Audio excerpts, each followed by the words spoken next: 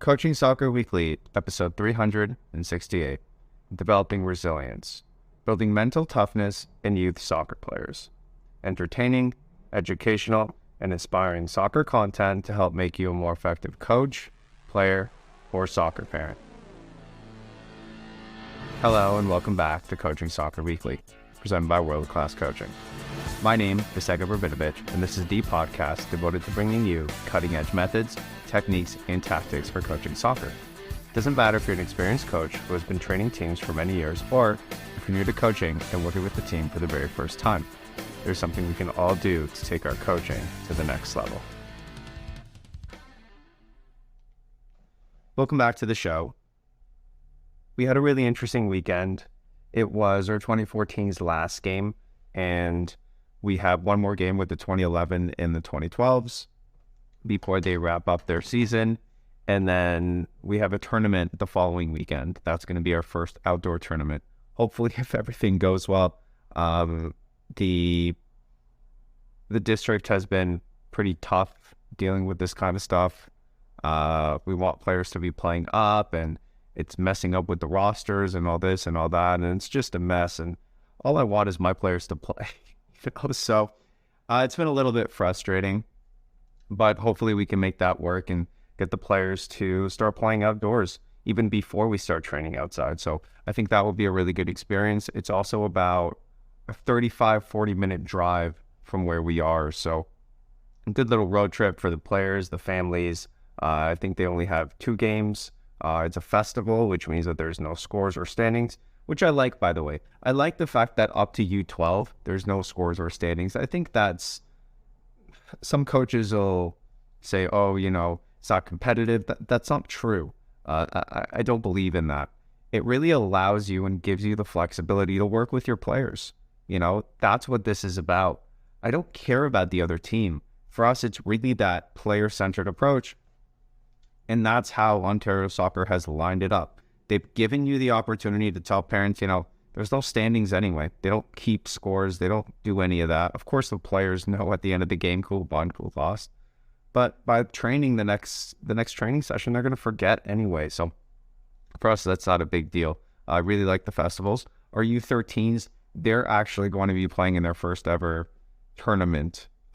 So there's festivals and tournaments. So tournaments are scored and they're standing. So this will be the first time that they're in that type of position. Now, we did that in indoor, but with indoor, it's not really the same. It was 6v6, so that's a very different game than the 11v11 game. So super excited for that, see how that goes. And yeah, on Monday, we had our Zoom meeting with VO. Now, watching the games back, the decision-making is still an issue. We just aren't able to move the ball as well as we want. On top of that, the defending still continues to be an issue. So those are things that we're really trying to concentrate on this week. Just really making sure that the players understand when to pass, when to go 1v1, what happens if they don't beat a player, right? So these are the things that we're looking at. We played a team, it's one of the Juventus teams here, and they're an affiliate, just kind of like those Barcelona ones are.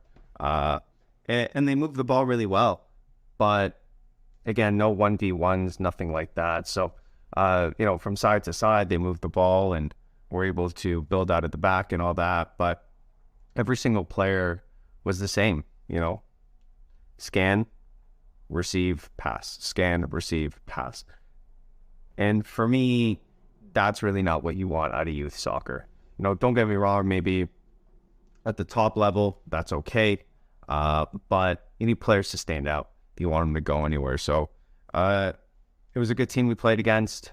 We changed things up in the second half with this is the 2011-2012 team. We didn't press. We just really focused on defending. And then the second half went a lot better without pressing. We allowed them to kind of move that ball in the back. There was a first 4 minutes where all they did was goalkeeper, defense, goalkeeper, defense, and just move the ball there. And the other coach was yelling, don't attack, wait till they press, hold the ball. And in my head, I was thinking, well, What if we don't press at all? Is this going to be the whole half? Like, are you just going to have possession between the goalkeeper and the two defenders and that's it? What a boring game that would be. So, I mean, I understand where he's coming from, but that's not the right way to play possession, right? If the defender has the ball and there's space, which there is because we're not pressing, they should be dribbling up to try and get one of our other defenders to commit. And if a player never commits, that player theoretically could dribble all the way to the net and shoot, right? So to just pass, that doesn't make sense. So that was one of the issues that, I had with it. So, but again, the other team played well, moved the ball really well, but it's those kinds of fine margins, I think, that really differentiate teams is really the understanding part of it, not just the let's pass the ball to whoever's open and, and go from there. Our 2014 is exactly the same story. We made some mistakes in the back, which is understandable. Players trying to do 1v1s in the back, messing up and getting scored on. So those are things, again, that we want to correct. But these are all things that we showed the players on our Monday Zoom meeting. And that is thanks to Vio. And Vio is once again our amazing sponsor for this week's show. If you're looking for ways to record your games hassle-free, you just put up the camera, turn it on, and life is great. Then Vio is what you want. If you want to use our link, $200 off to get a Vio. It's in the show notes, so please check that out. And thanks, Vio, for sponsoring the show. One of the things that I love doing the most is driving to games or practices or just driving in general. And the reason that I love that drive is because that's really where I get most of my education. I subscribe to Audible, and every month I get 1 credit, which allows me to get any book that I want. So I am constantly listening to different books. And the current book that I'm listening to was recommended to me by someone who, it was a while ago. I just haven't had a chance to listen to the book, but it's Outliers by Malcolm Gladwell. And the book itself is fantastic. I'm currently still going through it. And one of the things that he talks about is the difference between middle class and lower class. And specifically the kids, that the middle class have a sense of entitlement over the lower class children who don't really feel a sense of entitlement. And we normally think of the word entitlement in a negative connotation, where Malcolm Gladwell, he takes a different approach. So the example that he uses is that in the middle class families, the parents really encourage their kids to have conversations with authority figures and to challenge them, not in a way that is disrespectful or anything like that, but to challenge them and really engage in conversation. And the example that he uses is of they studied different families and followed them and all that in different classes. And this middle class family that he studied was going to the doctor. And in the car ride, the mom started to engage with her child, who is a teenager, and pretty much told him, we're going to the doctor right now. I want you to think of some questions to ask the doctor. And the child goes, he sits there for a couple of minutes, and then he goes, okay, well, I have some bumps under my armpits. Can I ask him about that? And she says yes. And then they go into the doctor, and the child starts the conversation with the doctor, right? He talks about how lower class families, they don't have the same type of attitude towards authority figures. Most of the time, they don't have these types of conversation. Rather, they go and they kind of, blame and talk behind the authority figure's back. So what that would look like, for example, for a student would be that one student, if they didn't do well on an exam, they would go talk to the teacher, whereas the other student would maybe go to recess and they would talk about how bad the teacher is and all that. So two different types of attitudes. And the reason that I bring this up is because the sense of entitlement, in my opinion, is something that we foster within our players that teaches them this whole concept of mental toughness. And mental toughness and resilience is one of the most important things you can teach a child, because if you teach them this, then they're able to achieve things that they wouldn't normally be able to. And it all stems from taking responsibility of a situation. So when a child, something that happened to me yesterday, a player came up and he got tripped and all that, and he came and sat off, and because he was hurt and this and that. And, he spoke to me and he goes, Sergev, the other player tripped me and he hurt me and he keeps hurting me and this and that. And just constant complaint after complaint. And then I said, okay, fair enough. So this is all his fault, correct? And he goes, yeah, everything is his fault. And then I said, okay, if it is his fault, is there anything at all that you can do about it? And he said, no, it's his fault. And I said, that's right. What happens now if we turn that around and let's pretend that it's completely not his fault? And there's a way that you can change the situation to make it so you could do something about it. And the child that I was speaking to, he was from a lower class family, and just starting that conversation of, let's take a different approach. Let's take that responsibility. That gives you mental resilience.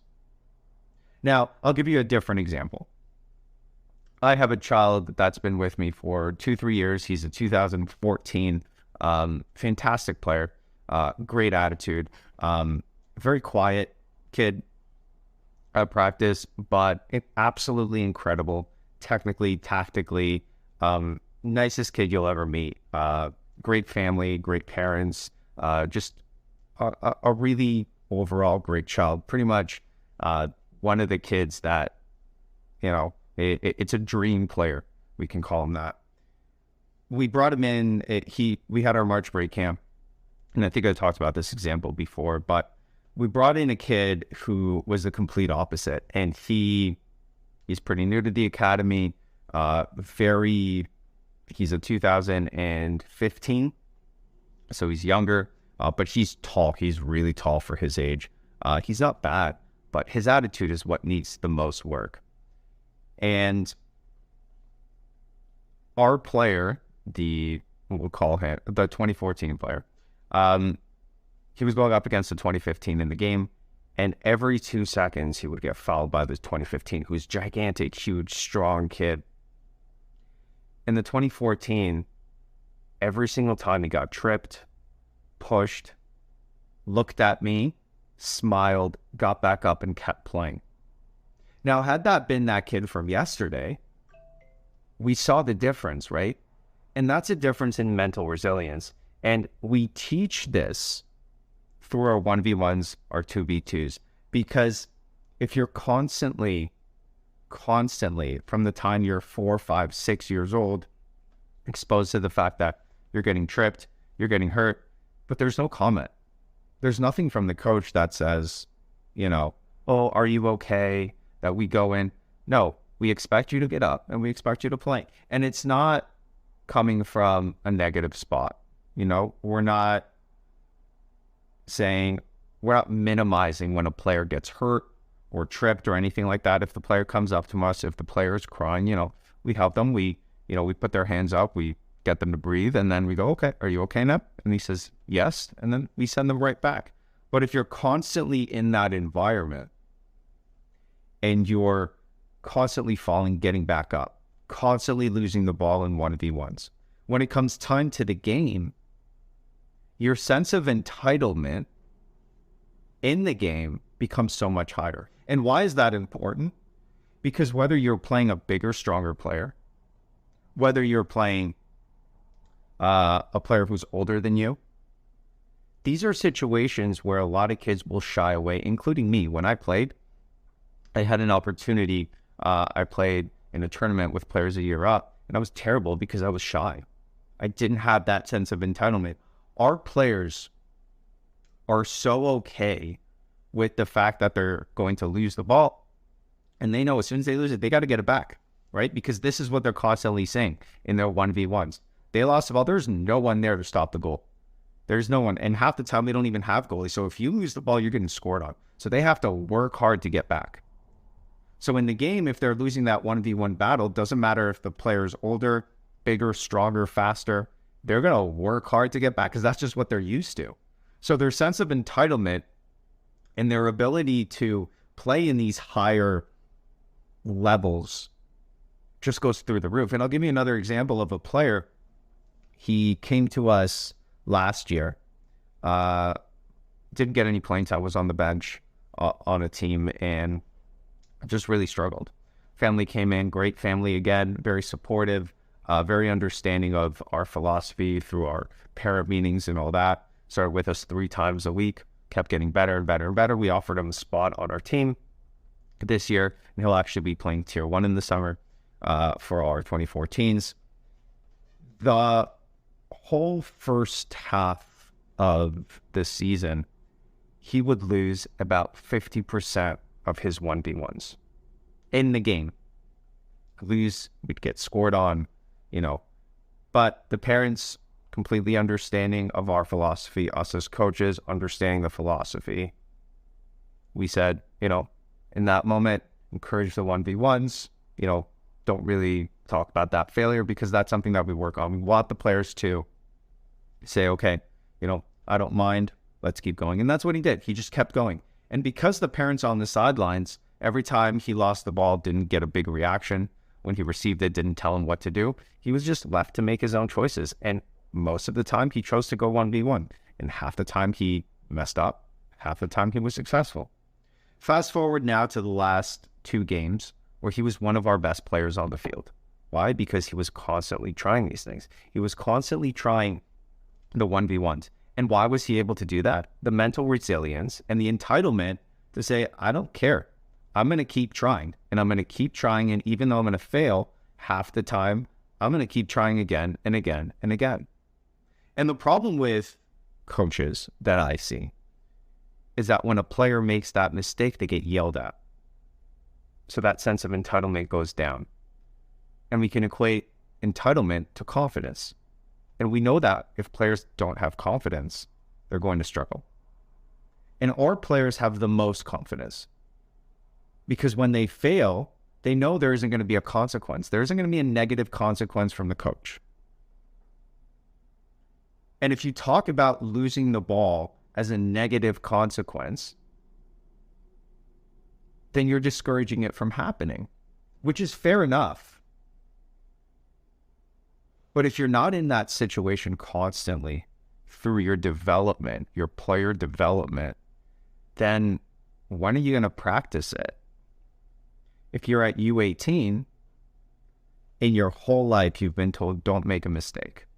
Don't lose the ball. How do you react when you lose the ball? I can tell you I did not react well. I just kind of, I was a forward for most of my career. I changed to a midfield later on. But when I was a forward and I lost the ball, I lost the ball. Okay. Someone else, you go get it. Not my problem. Why? Because I didn't know how to react. What do you see in Premier League players? You see entitlement. You see confidence. The best players in the world are the ones that are most entitled. And you have to coach that. And that comes from creating an environment where the player really starts to get into the environment of failure, of uncomfortable situations, and to be okay with that. Now imagine that player at 25 years old. Forget soccer. Their whole life, from the time they were 6 years old to 18 in soccer, every single practice, they were in an environment where they were uncomfortable. They were constantly failing, but getting up and trying again and trying again and trying again, and eventually became successful. The mental toughness that they go into life with, the entitlement, the sense of entitlement that they go into, the confidence, is completely different than most people. And there's a lot of talk, a lot in the business community of some of these influencers who are elite athletes, and they're doing so well in business because their sense of entitlement and confidence is so high, because throughout their athletic journey, they were constantly up against the wall. Challenge after challenge, they had to break through. And they're really in a place where for most of their life, their comfortable zone was being uncomfortable. And if you're comfortable in the most uncomfortable situations, it doesn't matter where you are in life, you're going to do well. As a business owner myself, every single day there are challenges. Every single day, right? Jerseys, coaches, parents, games, schedules, tournaments, financials, operations, marketing, sales. Every single day is something different. But because of the mental resilience that I had in my soccer journey growing up, 1v1, 2v2, with Andy, I'm a different person. I can handle those challenges. And in fact, I look forward to them sometimes. I make it a game. I make it a competition with myself. I'm so unbelievably competitive with myself, not with anyone else, which is something that I've really struggled with. But now, I make it a competition every month for myself to see how many new players I can get. I write everything down. I record it obsessively because I feel entitled. I feel confident. I feel going into it, I put myself in those uncomfortable situations, right? Having these conversations with parents on the phone, bringing players in for a free tryout. Come try out for free. I feel very entitled when you come into my academy that you are going to have a great experience. I feel very entitled that every single player that comes in, I can teach them. I don't care who you are. That's a sense of entitlement. That's a sense of confidence that you need to develop at a young age. And that is mental resilience. And again, what does that come with? That comes with living in that uncomfortable situation. Thanks for listening to another episode of Coaching Soccer Weekly. I really like doing these types of shows, really getting into the philosophy and the reasons why I do certain things and what I find really important within our players. All our teams are done their indoor season except for our 2012-2011 team. So that's our U12 team, U12, U11 team, but they play in one league. Their last game is on Sunday this week, playing a very good team. So I'm really excited to see how we do defensively and within our decision making, which is really what we worked on this week. If you're looking to support the show, you can do that in a couple of different ways. First is you can go on to our Facebook and you can look up Coaching Soccer Weekly. We're getting really close to 300. I think the time of recording, we're at 292. So if you want to join that group, I try not to talk a lot in that group, but yeah, you can do that. If you want to support the show, you can tell someone else about it as well. That helps us a lot. And you can also use our link to get VO as well. So all those things help us. And yeah, thanks for listening this week, and enjoy the journey, enjoy the moments, but most importantly, enjoy the game. Coaching Soccer Weekly is a production of World Class Coaching. All rights reserved. Hey, thanks for watching all the way to the end, and you can check out more of our videos right here. And if you haven't done so already, I would really appreciate it if you'd hit the like button and the subscribe button.